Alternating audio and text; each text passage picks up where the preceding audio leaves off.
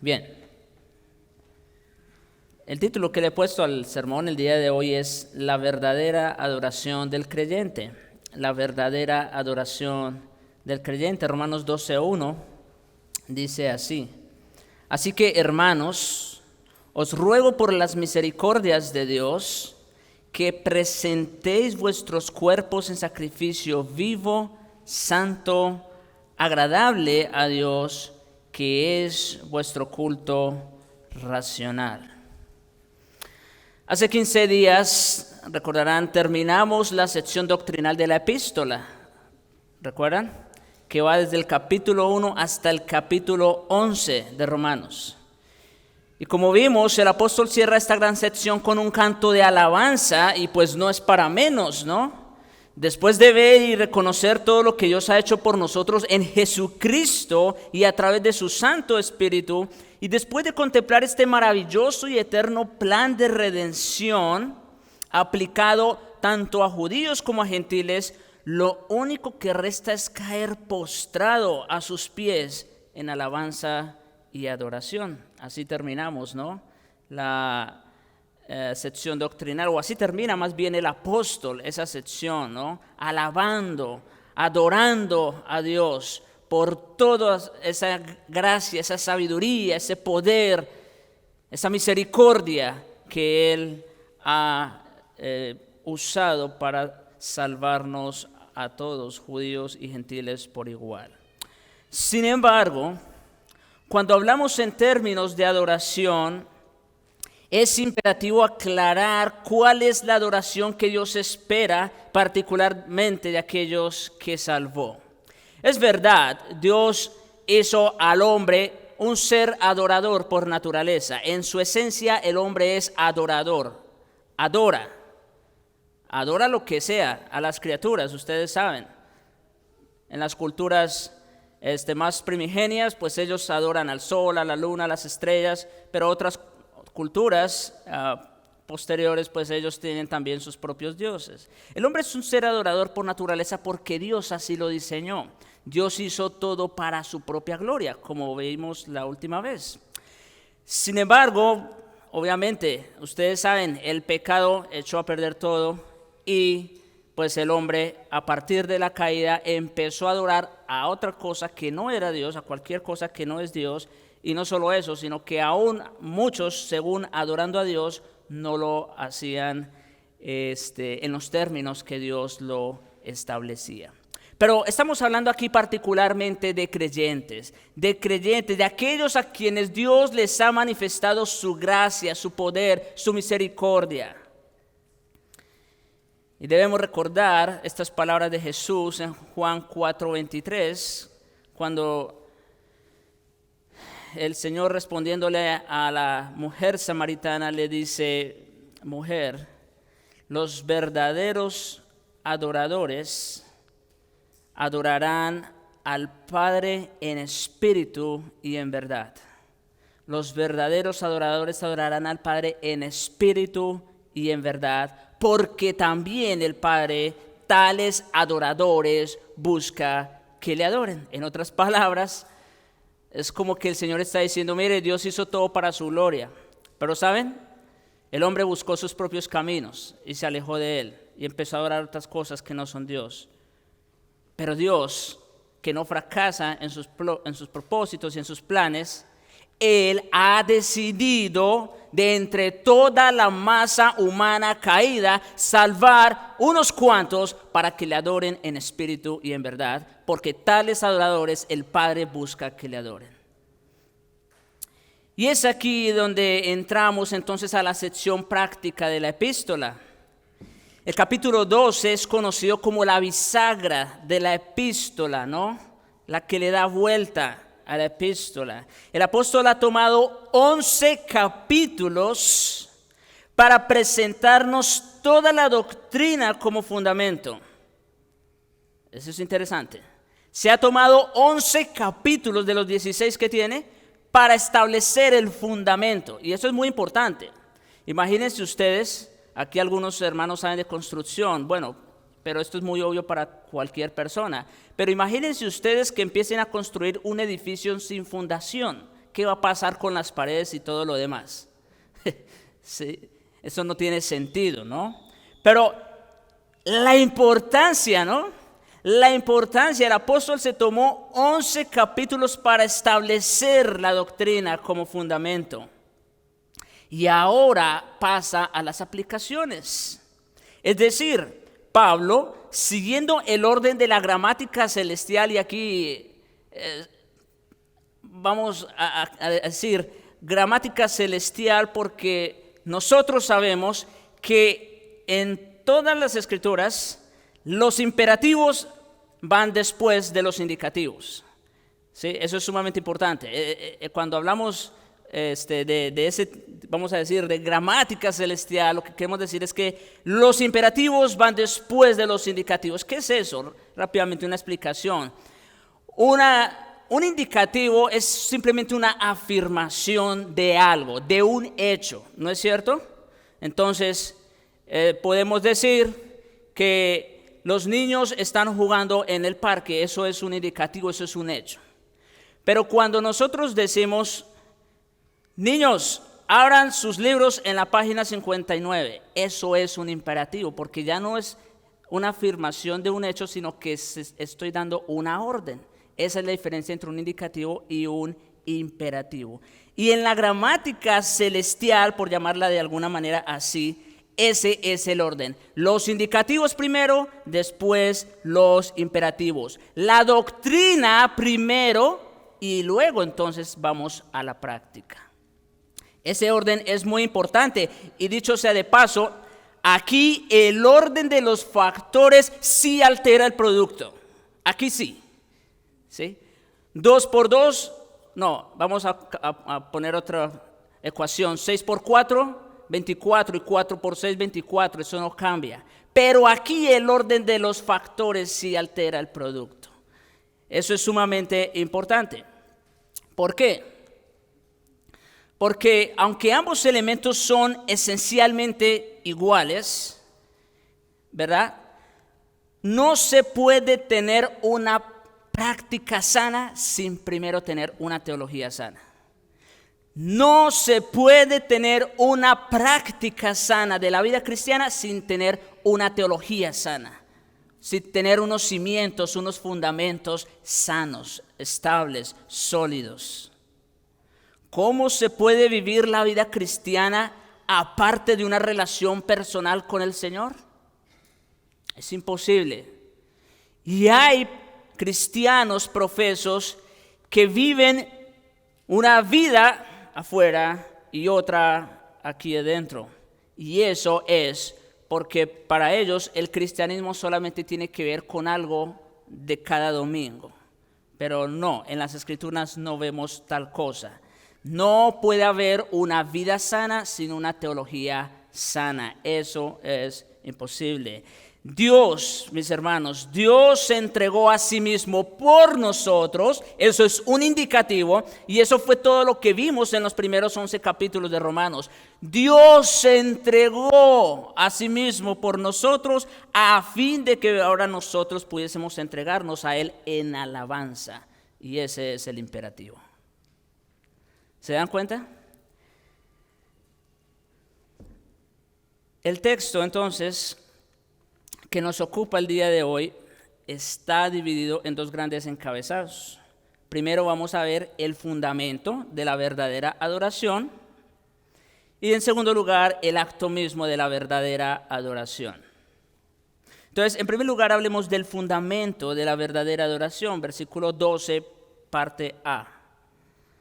Así que, hermanos, os ruego por las misericordias de Dios. Os ruego por las misericordias de Dios. Así que va en reflexión a la doxología con la que acaba de terminar el capítulo 11 de Romanos, ¿verdad? Una doxología gloriosa. Y es debido a que de Él, por Él y para Él son todas las cosas, que a Él le pertenece la gloria por los siglos. Nuestro llamado supremo, entonces, o en consecuencia con todo lo que Él es y ha hecho, nuestro llamado supremo es entonces servir a Dios con todo nuestro ser como un acto de adoración. Pablo define a los creyentes como aquellos que en espíritu servimos a Dios. Noten, a veces la gente pregunta, ¿qué es un cristiano? ¿Sabe cómo define Pablo a un creyente? Como aquellos que en espíritu servimos a Dios. En otras palabras, somos adoradores de Dios.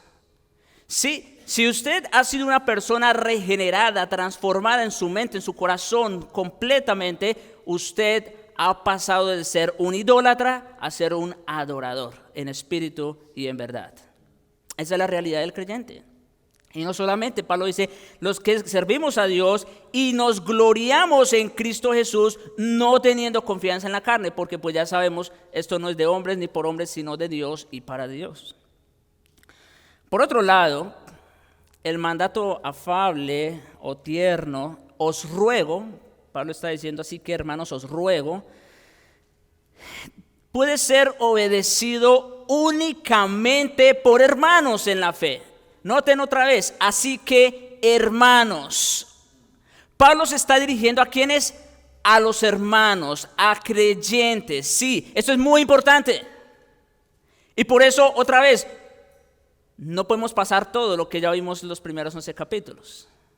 Porque si usted no es parte de ese grupo del cual Pablo ha venido hablando, específicamente desde Romanos 3 en adelante, aquellos que han sido justificados por gracia por medio de la fe en la persona y obra de Jesucristo, entonces usted simplemente no puede recibir este mandamiento, porque tampoco está en capacidad de cumplirlo. Esto es para hermanos en la fe, aquellos que ya pertenecen a la familia de Dios, que han sido objetos de sus más ricas misericordias. Ninguna otra ofrenda es aceptable a Dios a no ser que primero nuestras almas le pertenezcan a Él. Y es más, Dios no espera recibir nada de un impío, dicho sea de paso. Dios no espera la ofrenda de un impío, porque eso es abominación al Señor. Esto es únicamente para hermanos. La persona no regenerada no puede entregar su cuerpo, su mente o su voluntad a Dios porque no ha entregado su mismo ser a Dios. No le pertenece a Él y todavía es esclavo de pecado. Los redimidos son los únicos que pueden presentar, estamos hablando en términos de sacrificio, como vamos a ver más adelante. Los redimidos son los únicos que pueden presentar un sacrificio vivo a Dios, porque ellos son los únicos que tienen vida espiritual. Tiene todo el sentido del mundo, ¿no es cierto? Por supuesto que sí. Son los únicos que tienen vida espiritual. Además, quienes pueden venir delante de Dios con una ofrenda tienen que ser creyentes y sacerdotes. Eso lo vamos a ver también. ¿De quiénes Dios aceptaba las ofrendas bajo el antiguo pacto? ¿De todo el mundo? Por supuesto que no. Es más, ¿de todo el pueblo de Israel? Tampoco. ¿De quiénes eran los únicos que Él aceptaba la ofrenda? De los sacerdotes. Entonces, y como vamos a ver, nosotros los creyentes ahora somos esos sacerdotes. La única manera como llegamos a estar en capacidad y adquirimos el deseo genuino de glorificar al Señor es que hayamos sido salvados por las misericordias de Dios. Ahora, ¿cuáles son esas misericordias de Dios? Y llama la atención que está en plural, no en singular. No dice, por la misericordia de Dios. Bueno, por supuesto que también, si hablamos en términos muy generales, ¿verdad? Pero Pablo habla de las misericordias de Dios, habla en plural. ¿Cuáles son esas misericordias? Bien, mis hermanos, como se ha indicado otras veces, Dios ya nos ha bendecido con toda bendición espiritual en los lugares celestiales en Cristo. Es decir, estamos completos, estamos plenos en Cristo. No nos falta absolutamente nada.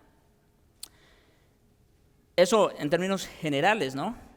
Las misericordias de Dios de que Pablo habla aquí, pues hermanos, incluyen las muchas bendiciones gratuitas, porque son eso mismo, son gratis, o dones de gracia que él ha discutido en los primeros 11 capítulos de Romanos. Así que, si tienen tiempo, yo sé, son más de 100 sermones que se han predicado hasta el momento de Romanos del 1 al 11, pero en la medida que tengan tiempo y puedan escuchar la serie, los invito, porque es en base a toda esa larga lista de misericordias, y ¿saben algo? Todavía nos quedamos cortos. Todavía nos quedamos cortos. Pero en base a todas esas misericordias que se han mencionado, es que entonces viene nuestro acto de adoración. En resumen, voy a hacer algo muy breve, a vuelo de pájaro, como dicen. No más voy a mencionar algunas de esas misericordias que ya vimos. Quizás las dos misericordias más preciosas para nosotros son su amor y su gracia. En Cristo somos los amados de Dios, y no voy a dar los textos porque me tardo más. En Cristo somos los amados de Dios, al igual que el apóstol también recibimos esa gracia por medio de nuestro Señor Jesucristo. Las misericordias de Dios se reflejan en su poder para salvación. ¿Recuerdan?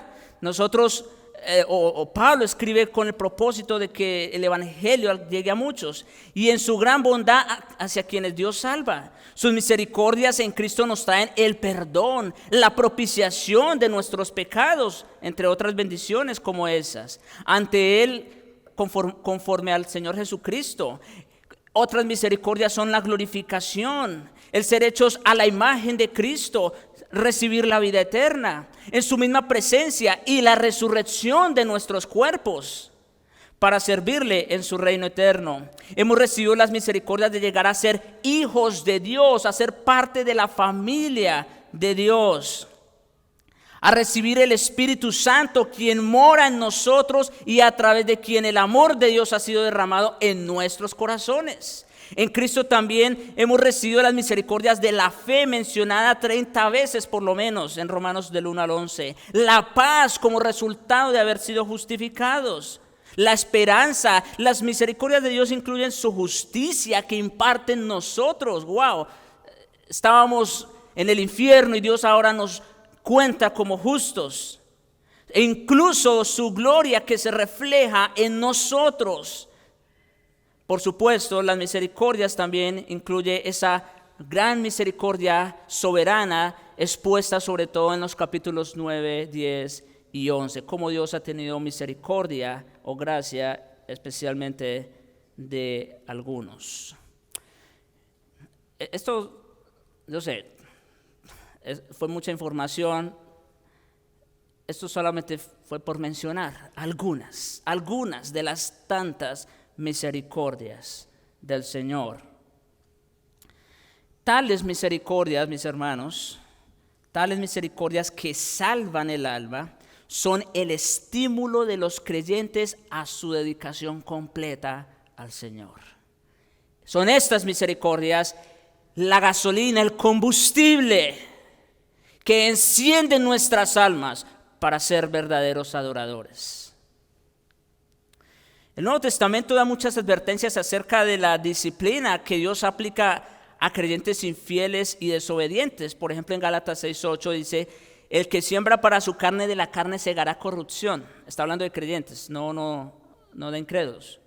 Dice: el que siembra para la carne, de la carne segará corrupción. En Hebreos 12:6 leemos: el Señor al que ama disciplina y azota a todo aquel que recibe por hijo. Sí, porque Dios no va a permitir que ninguna de sus ovejas se pierda. Y es necesario, también dice Pablo en 2 Corintios 5:10, que un día todos nosotros comparezcamos ante el tribunal de Cristo, para que cada uno reciba según lo que haya hecho mientras estaba en cuerpo, sea bueno o sea malo. Está hablando únicamente de creyentes. No obstante, mis hermanos, el motivo que más constriñe al creyente a vivir en fidelidad y obediencia al Señor no debería ser la amenaza de la disciplina, mis hermanos. Hay creyentes que viven esclavos del temor. No puedo hacer esto porque me pasa aquello. Esa no es una motivación correcta. Tampoco la pérdida de las recompensas. La Biblia también habla de recompensas, ¿verdad? Pero tampoco esa debe ser nuestra máxima motivación. Es que si no hago esto, voy a perder las coronas que están reservadas en el cielo. O cualquier otro tipo de recompensa, incluso recompensas terrenales. Pero no, hermanos, el motivo que más constriñe al creyente a vivir en fidelidad y adoración al Señor no debe ser ni la disciplina de Dios o de la iglesia, ni tampoco las pérdidas de dichas recompensas, sino la gratitud rebosante e incesante por las misericordias de Dios. Estas y nada más son el fundamento de la verdadera adoración. Las misericordias del Señor. Estos son el fundamento de la verdadera adoración. Ahora bien, ya vimos cuál es el fundamento. Ahora hablemos del acto mismo de la verdadera adoración. ¿En qué consiste la verdadera adoración? Aquí es donde nos vamos a tomar un poco más tiempo. Versículo 1 de Romanos 12, segunda parte. Que presentéis vuestros cuerpos en sacrificio vivo, santo, agradable a Dios, que es vuestro culto racional. Entonces, tenemos, así que, hermanos, os ruego por las misericordias, en base a las misericordias, a las múltiples misericordias de Dios, que presentéis vuestros cuerpos en sacrificio vivo, santo, agradable a Dios, que es vuestro culto racional. En la Septuaginta, que es la versión griega del Antiguo Testamento, la expresión presentar se empleaba con frecuencia como un término técnico para aludir al acto realizado por un sacerdote cuando colocaba una ofrenda sobre el altar. Ese es el término, esa es la expresión de presentar. Poner una ofrenda sobre el altar. Por lo tanto, transmitía la idea de rendir o entregar. Y lo primero, llama la atención, lo primero que somos ordenados a presentar o a ofrendar, ¿qué es? Nuestros cuerpos. Nuestros cuerpos. Y ahorita vamos a ver lo interesante de que Pablo hable de nuestros cuerpos. Como nuestras almas pertenecen a Dios mediante la salvación, Él ya ha recibido al hombre interior, pero Él también quiere el hombre exterior dentro de cual habita ese hombre interior. A ver, Dios a nosotros nos salva por completo, ¿no es cierto? Sin embargo, como vamos a ver en un momento, todavía estamos vestidos con este cuerpo de pecado. Nuestras almas ya están en plena comunión con el Señor, pero nuestros cuerpos todavía no. Por eso, lo primero que el apóstol llama a que presentemos al Señor como ofrenda, ¿qué es? Nuestros cuerpos. Como les decía, nuestros cuerpos son más que caparazones físicos que albergan nuestras almas, ¿sí? También son el lugar donde reside nuestro hombre viejo no redimido, ¿sí? Eso también es verdad. De hecho, nuestra condición humana es parte de nuestros cuerpos. No podemos desprendernos de ella como por arte de magia mientras estemos en esta tierra. No vamos a lograr eso. Nuestros cuerpos acogen de manera estrecha nuestra condición humana y esa condición humana está fusionada con nuestra carne y nuestra carne es la incorporación de nuestro pecado, como Pablo lo expone en Romanos 6 y 7. Nuestra carne no es otra cosa que la incorporación de nuestro pecado. ¿Por qué? El pecado, mis hermanos, en sí mismo el pecado no es nada. Por poner un ejemplo, ¿qué es la fornicación aparte de un cuerpo? No es nada. Se necesita un cuerpo para fornicar. Y así podemos decir con cualquier otro pecado.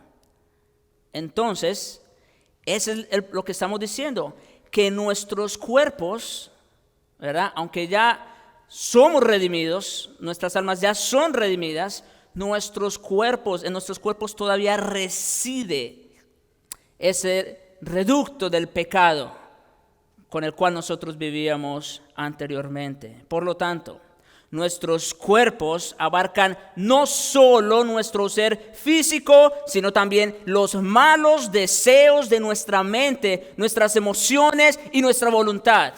Sí, porque alguien, cuando hable, por ejemplo, de la fornicación, puede decir, bueno, pero el Señor dice que yo puedo adulterar con la mente, es correcto. ¿Y la mente qué es? Es parte de tu cuerpo. No puedes, sin el cerebro no podrías pensar, no podrías tener una mente, ¿verdad? Bien. Mucho tiempo después, para que quedemos claros en esto, mucho tiempo después de haber sido salvo, y hago énfasis en esto, ¿por qué? Porque hay lugares, hay congregaciones donde se dice que lo que Pablo enseña en Romanos 7, eso era cuando Pablo era incrédulo. No, Pablo no está escribiendo eso de cuando era incrédulo. No, Pablo está hablando en presente, una lucha que él tenía en el presente, en ese momento. Y mire lo que dice el apóstol, porque según el hombre interior, es decir, mi alma que ya ha sido redimida, que está en plena armonía con Dios, ese hombre interior, me deleito en la ley de Dios. ¿Sí? Pero veo otra ley en mis miembros, mi cuerpo, que se rebela contra la ley de mi mente o el hombre interior y que me lleva cautivo a la ley del pecado que está en mis miembros. En otras palabras, el alma redimida debe residir en un cuerpo de carne que todavía es el reducto del pecado, un lugar que puede entregarse con facilidad a entretener pensamientos y deseos corruptos. Cuando nosotros pasamos por allá en Romanos 7, algunos tuvieron la oportunidad de escuchar, pero hacíamos énfasis en eso, de que el hombre interior ya ha sido redimido por Dios, ya está en armonía con el Señor, pero nuestra lucha es con el hombre exterior, con ese reducto de pecado que aún reside en nuestros miembros y que nos lleva cautivos. Noten, esa palabra cautivo también es interesante. No es que ya, según el hombre interior, me gozo en el pecado. No, Pablo no dice eso. ¿Qué dice él? Me deleito en la ley de Dios. Pero el problema está con el reducto de pecado que mora en mi cuerpo y que me lleva cautivo. Ya no soy esclavo del pecado, pero a veces debido a nuestra debilidad y a nuestra fragilidad como hombres, somos tomados cautivos por el pecado o secuestrados en términos más actuales. Es esa fuerza poderosa que actúa dentro de nuestros cuerpos mortales lo que nos tienta y nos seduce a hacer el mal. Por eso pecamos. Porque todavía hay cosas que nos tientan y nos seducen. Cuando nuestros cuerpos mortales sucumben ante los impulsos de la mente carnal, se convierten otra vez en instrumentos de pecado e injusticia. Se convierten en instrumentos de pecado e injusticia. No obstante, Pablo enseñó con la misma claridad, así como enseñó claramente que todavía estamos en un cuerpo de pecado, con la misma claridad enseñó que el cuerpo puede y debe ser controlada por el alma redimida. Él dijo a los corintios que estaban envueltos en toda clase de pecados, y específicamente el pecado de la fornicación en 1 Corintios 6, del 11 al 13, dice que el cuerpo no es para la fornicación, sino para el Señor, y el Señor para el cuerpo. En otras palabras, nuestro Dios no solo, pero nuestro Dios no solo está interesado en nuestras almas, Él está interesado en todo el ser de la persona, incluyendo nuestros cuerpos. Por eso nuestros cuerpos no son para la inmoralidad, sino para el Señor. Y el Señor para el cuerpo. Así como nuestras almas, el Señor creó nuestros cuerpos para Él. Y en esta vida Él no puede obrar por medio de nosotros. Esto es algo sumamente importante, mis hermanos. Dios no puede obrar por medio de nosotros sin hacerlo de alguna manera a través de nuestros cuerpos. Escuchen, si hablamos en su nombre, debe ser con nuestras bocas. Si escuchamos su palabra, tiene que ser por medio de nuestros oídos.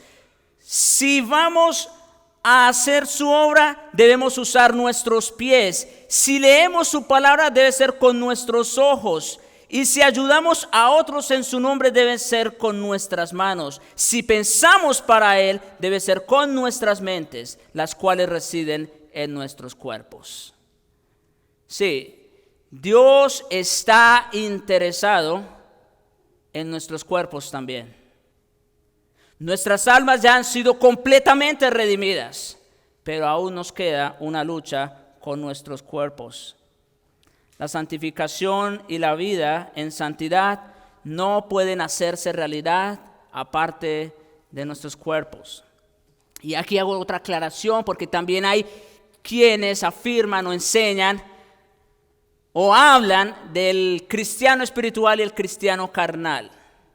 Miren, mis hermanos, los cristianos somos espirituales por naturaleza. Como dijo Pablo, los que en espíritu servimos a Dios.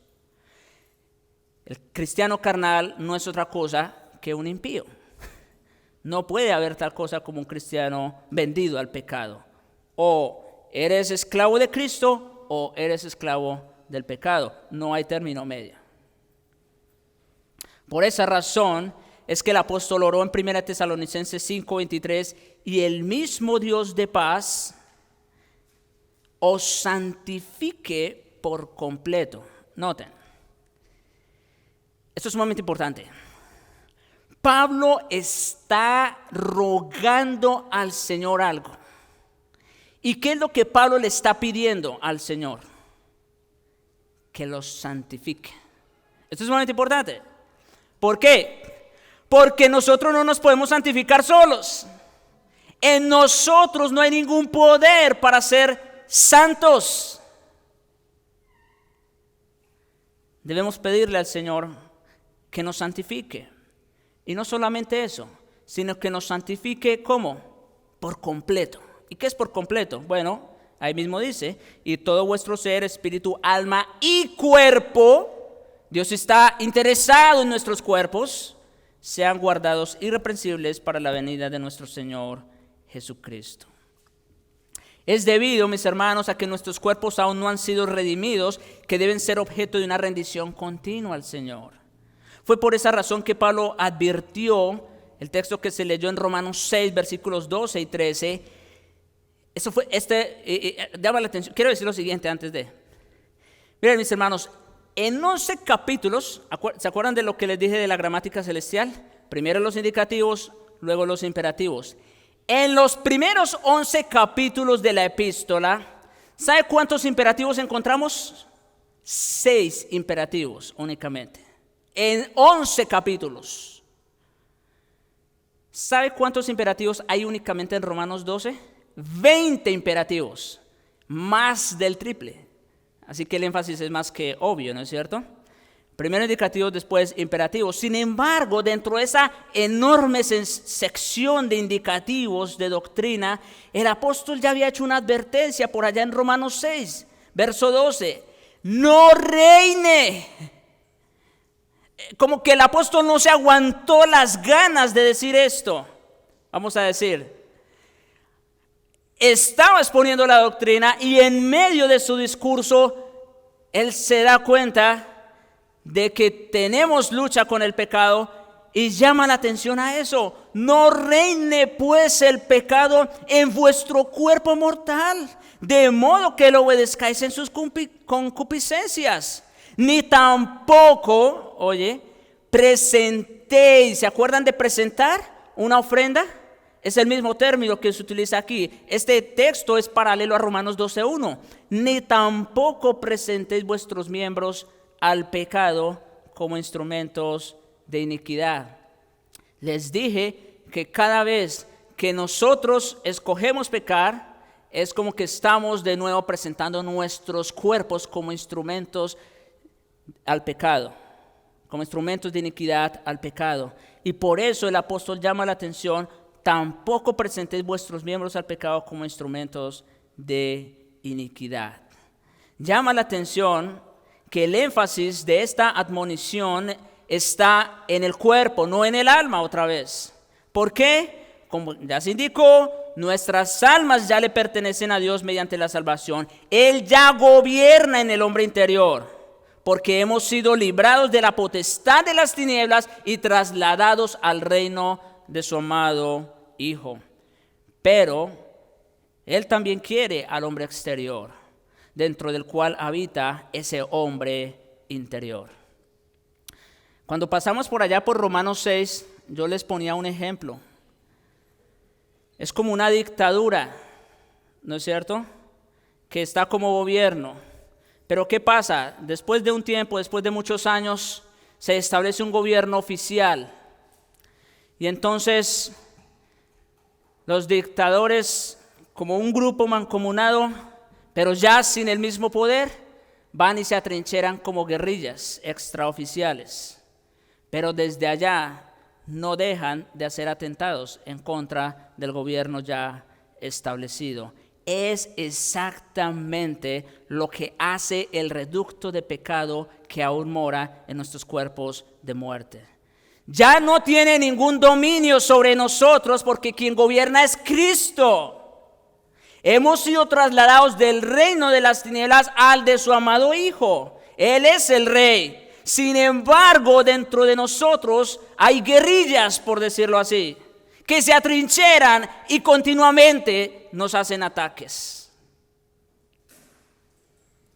Es por eso otra vez la exhortación del apóstol: no reine pues el pecado, de modo que lo obedezcáis en sus concupiscencias. Ya no tenemos por qué obedecer el pecado. Ya no somos esclavos de pecado. No hay razón para seguir viviendo en pecado, en otras palabras. Y a continuación el apóstol dio una exhortación positiva similar que aparece en Romanos 6:13. Si no presentaos, otra vez el término de presentar como una ofrenda, si no presentaos vosotros mismos a Dios como vivos de entre los muertos y vuestros miembros a Dios como instrumentos de justicia. Porque mientras estábamos en la carne, nos informa Pablo en Romanos 7:5, mientras estábamos en la carne, sí, las pasiones pecaminosas que eran por la ley obraban en nuestros miembros, llevando fruto para muerte. Mientras estábamos en la carne, éramos esclavos de pecado y no teníamos opción más que pecar. Pero ya no más. Así como por un tiempo vivimos bajo el dominio del pecado, ofreciendo nuestros miembros al pecado como instrumentos de iniquidad, ahora bajo el control de Dios, nuestros cuerpos no redimidos pueden y deben ofrecerse al Señor como instrumentos de justicia. Ya no tenemos por qué obedecer el pecado. Ya el pecado no tiene dominio sobre nosotros. Ya no estamos bajo la ley que nos condenaba, sino bajo la gracia. Y como dice Pablo también en Romanos 6:2, porque los que hemos muerto al pecado, esta es una pregunta retórica, ¿cómo viviremos aún en él? Cuando muere alguien, ¿cómo puede vivir? ¿Cómo puede hacer algo? ¿Cómo podemos esperar de un muerto que haga algo de una persona viva? Imposible. Los que hemos muerto al pecado, oigan eso, ¿cómo viviremos aún en él? Ya con Cristo morimos. De eso se encarga Pablo en Romanos 6, de explicarnos cómo fue que nosotros en unión con Cristo morimos al pecado en su muerte, ¿no es cierto? Los que hemos muerto al pecado, ¿cómo viviremos aún en él? No podemos, por supuesto, mis hermanos, impedir que algunos residuos de pecado sigan existiendo en nuestros cuerpos mortales. Eso va a seguir sucediendo mientras estemos en este mundo. Pero sí estamos en capacidad, contando con el poder del Señor, para evitar que ese pecado gobierne nuestros cuerpos. Vamos a caer, sí, vamos a fracasar, sí, y vamos a tener que caer de rodillas como el apóstol Pedro. Él pensaba que no iba a negar a su Señor, pero cuando lo hizo, se acordó de las palabras del Señor y ¿qué hizo? Lloró amargamente. Entonces, sí, eso es verdad. Pero contando con el poder del Señor, estamos en capacidad para evitar que el pecado gobierne nuestros cuerpos. Puesto que por medio de Cristo, escuchen, esto es algo importante, puesto que por medio de Cristo nos ha sido dada una naturaleza nueva, habitada por el Espíritu Santo, el pecado ya no puede reinar en nuestras almas. Eso ya es un hecho. O sea, eso no nos toca absolutamente. Eso ya es un hecho. Quien gobierna es Cristo por su Espíritu en nuestras almas. Pero por ende, tampoco debería reinar en nuestros cuerpos. Si Cristo es quien reina y gobierna en nuestras almas por el Espíritu, lo normal, lo que se esperaría es que tampoco gobernara, que el pecado ya no gobernara nuestros cuerpos. Y el pecado, de hecho, hermanos, no va a reinar, como dice Pablo en Romanos 8:13, si por el Espíritu hacemos morir las obras de la carne. Y noten lo que dice Pablo. ¿Cómo hacemos morir las obras de la carne en nuestros cuerpos? ¿Por tu propia voluntad? ¿Por tus propias iniciativas? ¿Por tu propia fuerza? ¿Por tu buen desempeño? No, por el Espíritu. En Él está el poder, en Él está la gracia para vencer el pecado en nuestros cuerpos de muerte. Ahora, Pablo nos exhorta por las misericordias de Dios a que ofrezcamos nuestros cuerpos imperfectos, como ya vimos, pero útiles al Señor. Útiles porque, como les decía, ¿cómo hablamos del Señor sino con nuestras bocas? ¿Cómo leemos la Biblia sino con nuestros ojos? ¿Cómo escuchamos la predicación? O sea, ¿verdad? Entonces, Dios nos está pidiendo que ofrezcamos nuestros cuerpos imperfectos, pero útiles a Él como un sacrificio vivo. Cuando se habla de un sacrificio vivo, de inmediato debe venir a nuestra mente la idea de un templo, un sacerdote y un animal. Un animal para el sacrificio. Así que antes de explicar este texto, rápidamente debemos quedar claros que todo esto se trataba de Cristo. Presentarnos a Dios como sacrificio vivo. Como nosotros, hace un momento lo dije, cómo nosotros vamos a presentarnos a Dios como un sacrificio vivo, santo y agradable a Dios, si no es por medio de Cristo. No tiene sentido. Dios no acepta la adoración de un impío, ya lo dijimos. Y entonces, en ese orden de ideas, miren, esos elementos básicos, el templo, el sacerdote y el animal, apuntaban a la persona y obra de Jesucristo. Él es el templo verdadero, como dice en Juan 2, derribad este templo y en 3 días lo reedificaré, refiriéndose a su cuerpo, ¿no es cierto? Él es el templo. Él es el sumo sacerdote. Hebreos está repleto de textos que nos apuntan a eso. Y Él mismo, Él no solo es el sumo sacerdote, Él es el animal perfecto y sin mácula que fue sacrificado por nosotros los creyentes. Como dice Hebreos 9:23, pero ahora en la consumación de los siglos se presentó. Él no presentó algo más. Él mismo se presentó en el altar de la ofrenda. Una vez para siempre por el sacrificio de sí mismo para quitar de en medio el pecado. Jesucristo es el templo, el sacerdote y el animal para el sacrificio. Sin embargo, por extensión, nosotros los creyentes venimos a formar parte de su cuerpo, que es el templo. Dice Romanos 12 y en 1 Corintios 12. Venimos a participar de su sacerdocio, como dice 1 de Pedro 2:9. Y por lo tanto, no solo somos beneficiarios de su sacrificio, sino que podemos ofrecer a Dios sacrificios espirituales por medio de Cristo. Esto es un paquete completo, ¿sí se dan cuenta? Completito, de principio a fin. Todo cristiano es como Melquisedec, un sacerdote del Dios Altísimo. Juntos formamos un sacerdocio espiritual de forma similar a los sacerdotes arónicos. La iglesia, mis hermanos, la iglesia es un sacerdocio santo cuyo llamado es ofrecer sacrificios espirituales aceptables a Dios por medio de Jesucristo. La iglesia es el real sacerdocio, como dice Pedro.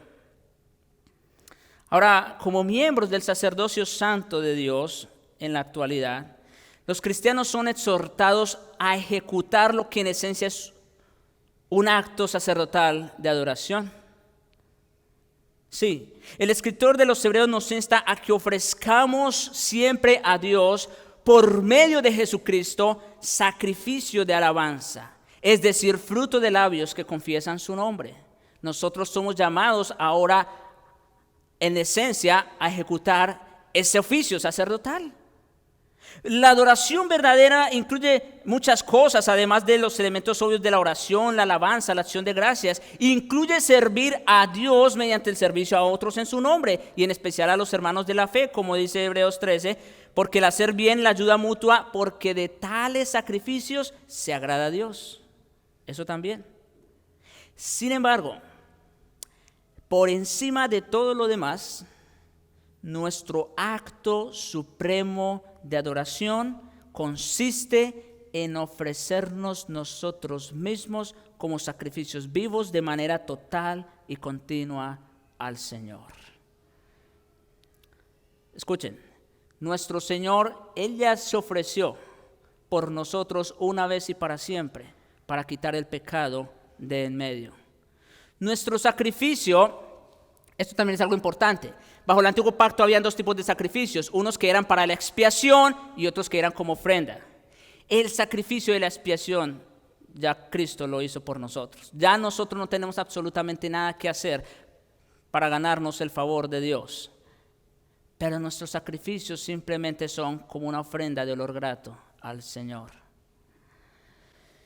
En vista de que el Cordero de Dios fue sacrificado en su lugar, los redimidos del Señor ahora deben ofrecerse ellos mismos en sacrificio al Señor con todo lo que son y tienen como sacrificios vivos. La única ofrenda de adoración aceptable bajo el nuevo pacto es aquella en la cual un creyente se ofrece a sí mismo a Dios.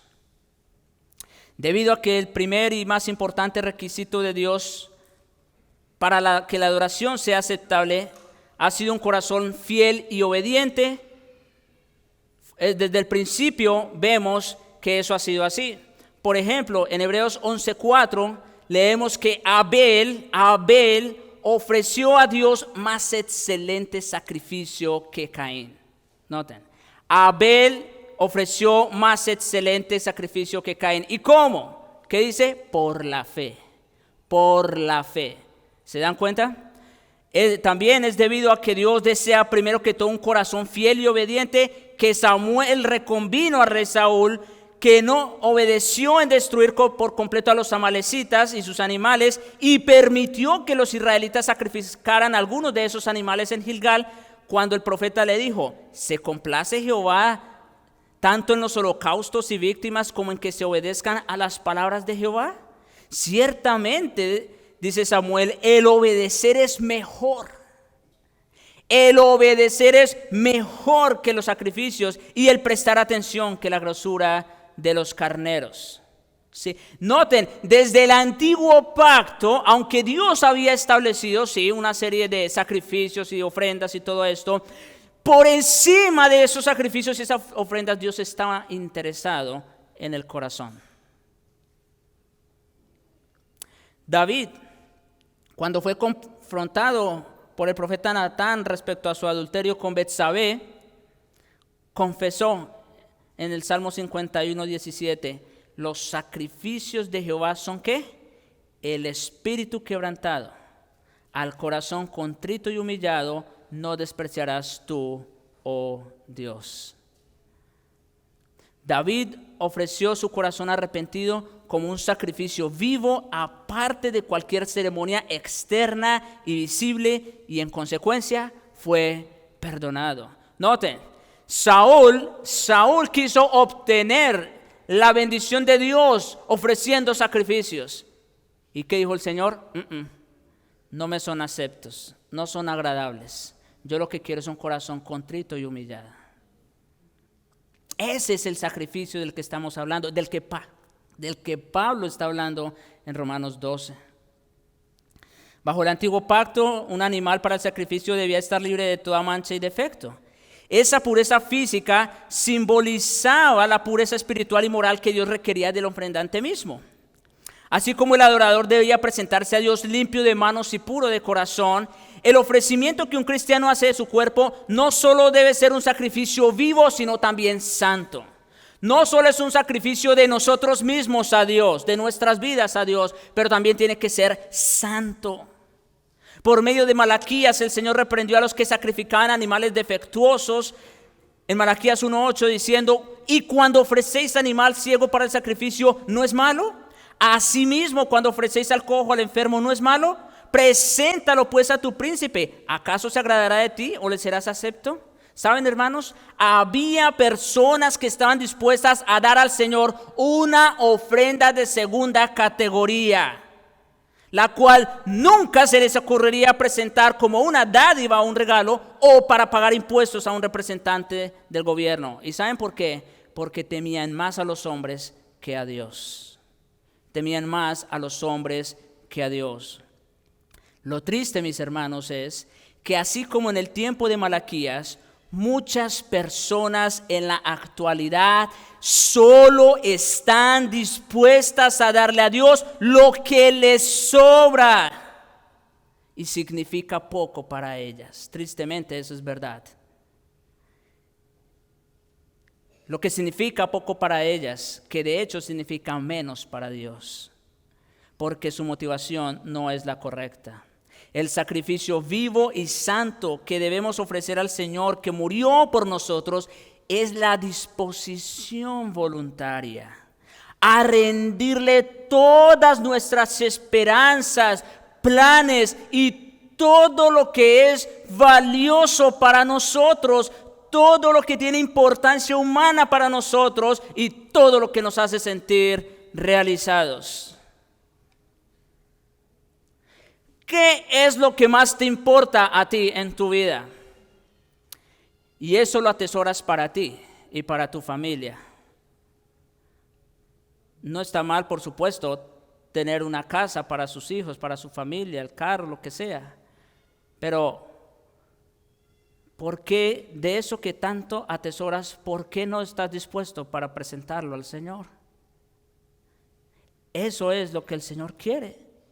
Por amor a su Señor, el apóstol testificó más adelante, y a quienes él ministraba en Filipenses 2:17, y está escribiendo encerrado en una prisión, esperando quizás su sentencia de muerte. El apóstol escribe, aunque sea derramado en libación, o sea, como una ofrenda, dice, sobre el sacrificio y el servicio de vuestra fe, me gozo y me regocijo con vosotros. Por eso Pablo podía decir, mire, si tengo que partir, la verdad es que es mucho mejor. porque él entendía que esto del sacrificio al Señor no era otra cosa que el más grande de los privilegios. Por cuanto Jesucristo ya ha hecho el único sacrificio de muerte exigido por el nuevo pacto, el único sacrificio que tiene poder para salvar a los hombres de la muerte eterna, todo lo que resta hacer a quienes le adoran es presentarse ellos mismos como sacrificios vivos y santos para agradar al Señor. Ahora, noten, mis hermanos, rápidamente, porque el texto dice que nos presentemos a Dios como sacrificio vivo, santo, agradable a Dios, que es nuestro culto racional. Nuestro culto racional. Noten, no nos ofrecemos nosotros mismos a Dios para ganarnos su aceptación o aprobación. Miren, mis hermanos, si no han puesto atención hasta ahora, pongan atención a esto último. No nos ofrecemos nosotros mismos a Dios para ganarnos su aceptación o su aprobación. No lo hacemos para merecer su gracia y su misericordia. No lo hacemos para obtener su favor o su bendición. No. Nuestro ofrecimiento a Dios no le resta ni le agrega algo a su gloria. No, para nada. Pero tampoco le resta ni le agrega algo a nuestra salvación. No. Pero nuestro ofrecimiento al Señor es la respuesta lógica. Nuestro culto racional, lógicos es la palabra original. Es la respuesta lógica y apropiada a causa de sus muchas misericordias, buscando el agrado o la sonrisa de Dios. En eso consiste nuestro ofrecimiento al Señor. No para ganarnos nada absolutamente de Él, ni para devolverle nada porque no necesita nada de nosotros. Es únicamente la respuesta lógica y apropiada a causa de sus muchas misericordias, buscando el agrado o la sonrisa del Señor. El verdadero creyente es el que puede afirmar junto con el apóstol: con Cristo estoy juntamente crucificado. Y no dice, pero yo me voy a bajar de esa cruz. No. Y ya no vivo yo, mas vive Cristo en mí. Y lo que ahora vivo en la carne, en este cuerpo de muerte, lo vivo en la fe del Hijo de Dios, el cual, miren la motivación del apóstol, el cual me amó y se entregó a sí mismo por mí. Él se entregó como ofrenda por nosotros. Ahora, lo único que resta es ofrecernos nosotros mismos a Él en adoración. Ofrecer nuestras vidas en adoración. Y rápidamente con esto termino. Amados hermanos, nosotros pudiéramos pararnos y darles a ustedes una lista de reglas acerca de lo que deben y no deben hacer como creyentes, de cómo sacrificar sus cuerpos a Dios.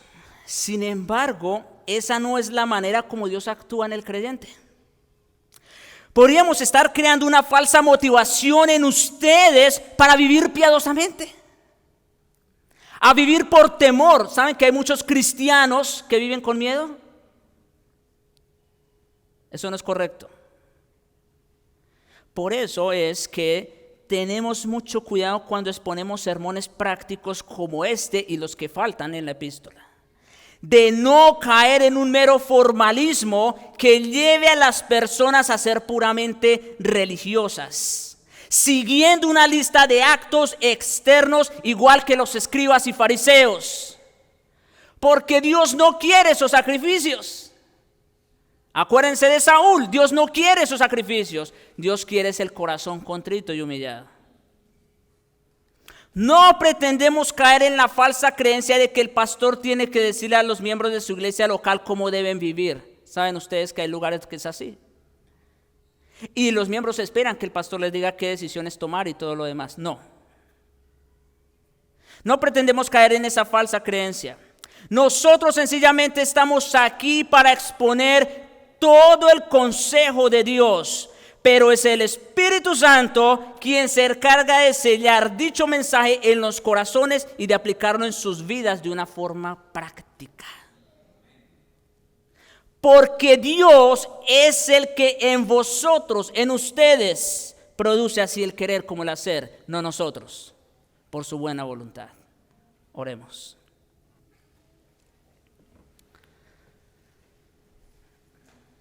Padre Santo, estamos aquí humillados, reconociendo nuestra bajeza, nuestra incredulidad y nuestra incapacidad, Señor, para poder digerir todo esto. Pero te rogamos por tu Espíritu, Señor, hagas esa obra en nosotros. En mí no está el poder, ni en ninguno de nosotros. Únicamente es por el Espíritu que podemos hacer morir las obras de la carne. Y es únicamente en Él y por su poder que podemos presentarnos nosotros mismos a Dios como vivos de entre los muertos, como un sacrificio vivo, santo y agradable, no para ganarnos el favor tuyo, no para esperar una bendición a cambio, no para agregarle algo a nuestra salvación, sino únicamente en respuesta a las múltiples misericordias y simplemente con el único propósito de glorificarte. Te rogamos, Señor, haz esa gran misericordia en nosotros, porque te lo rogamos en Jesucristo y para su gloria. Amén.